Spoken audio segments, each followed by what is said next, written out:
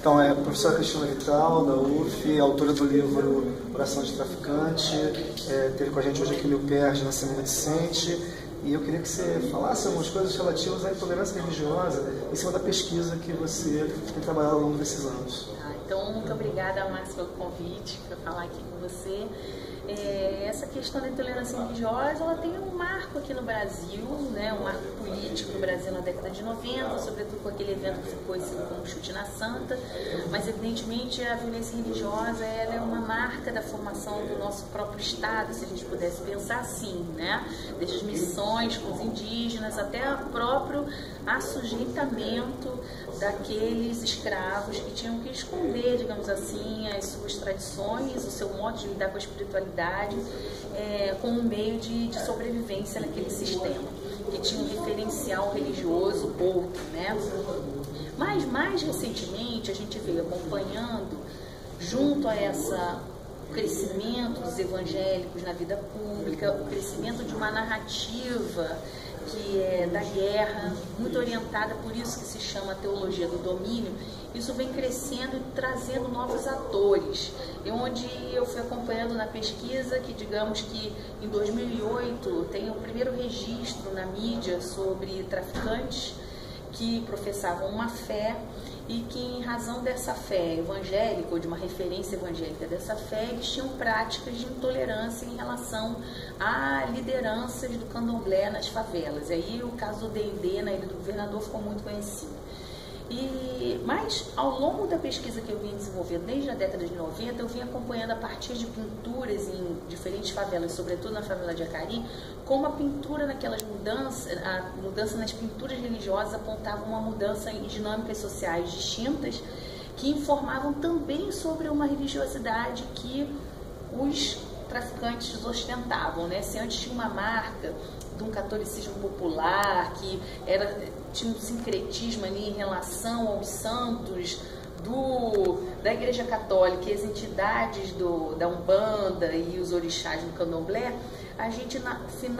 ali nos anos 2000, começa o apagamento daquelas pinturas, e isso teve um movimento também do Estado naquele sentido, porque a ocupação feita inicialmente pela Polícia Civil, ele encerrou os marcos, visava confrontar os marcos que eram do tráfico. Exatamente, os cruzeiros, também essas casinhas de santo, exatamente, toda essa de Zé Pilintra, Escrava Anastácia, todos esses foram quebrados, destruídos, e posteriormente os próprios traficantes acabaram com o restante das pinturas que existiam ali e colocaram outras de referência evangélica, sobretudo do Antigo Testamento ali naquele lugar. E mais recentemente eu venho acompanhando também a mudança até na estética e das narrativas que tem nessas. Quando os traficantes colocam mensagens do Velho Testamento, eles estão focados numa teologia mais dura? Sim, porque aquele momento também era de um fortalecimento ali, sobretudo de uma igreja que atuou muito na conversão de vários traficantes e bandidos nessas áreas, que foi a Igreja Assembleia de Deus dos últimos dias, o pastor Marcos Pereira, que tinha uma atuação importante nos presídios e que fazia conversão de vários desses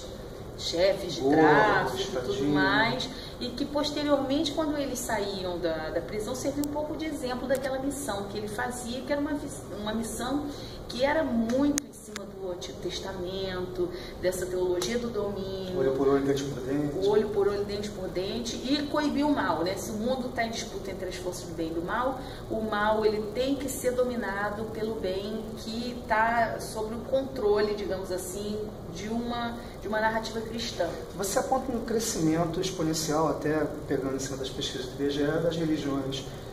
evangélicas e, coincidentemente, das religiões neopentecostais que estão fora dessas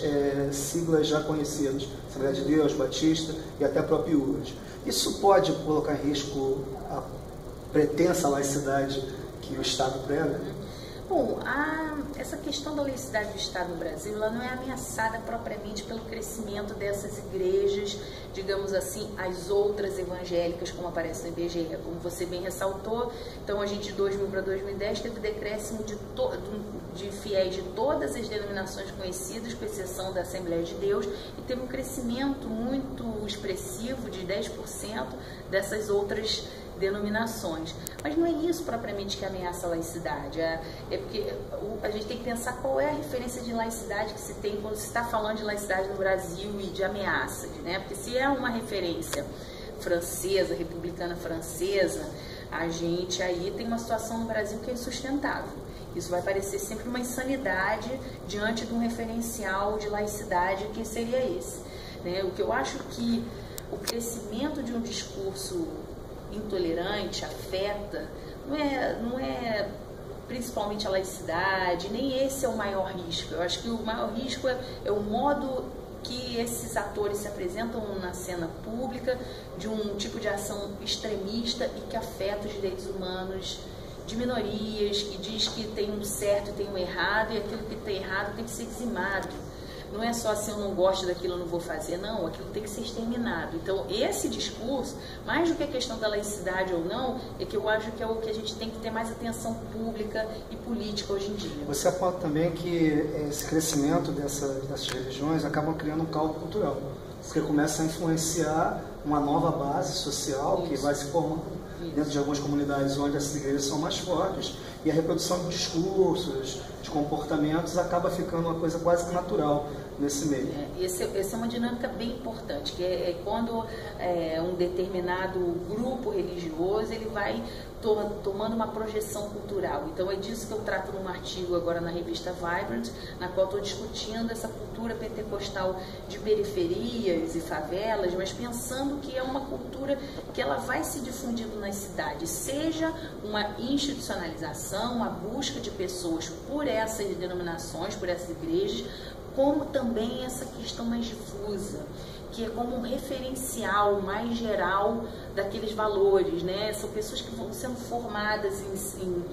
seios evangélicos, famílias evangélicas, que moram em localidades onde tem uma grande presença, seja física ou estética, de evangélicos naquela localidade, e acabam articulando várias gramáticas, reproduzindo certas estéticas e valores desse grupo, mesmo sem estar institucionalmente vinculado ao grupo religioso. Então essa é uma dinâmica bem importante que a gente vem acompanhando e que vem crescendo nas cidades, e que a gente vai ver os vários desdobramentos que isso vai causar, seja na política, na mídia,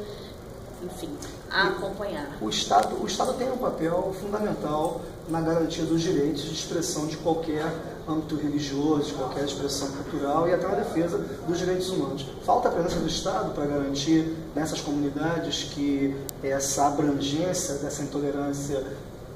não seja tão presente como está agora. Por exemplo, se você tem uma ação do tráfico, é que na verdade você tem uma ausência do Estado nesse local. Falta um diálogo do Estado melhor com essas camadas, para que a gente consiga, de repente, ter um equilíbrio, né, que os neopentecostais sobrevivam dentro do que eles aderiram como fé, e as outras expressões também religiosas sobrevivam. Aí a gente tem uma questão muito séria quando a gente fala dessa vinculação de traficantes e a um certo universo, uma certa dinâmica religiosa, porque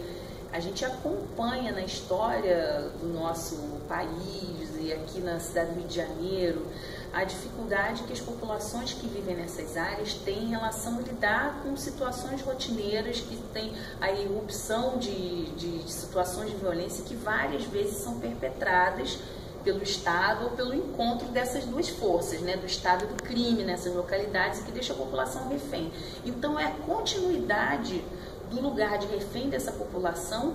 atualizado pelo elemento religioso, porque a gente não está vendo uma coisa diferente do que eles já viveram. É porque isso, para a população que não mora em favela, isso ganha, é ostensivo, isso é abusivo, aquelas imagens chocam as pessoas, mas essas situações de dominação, de violência,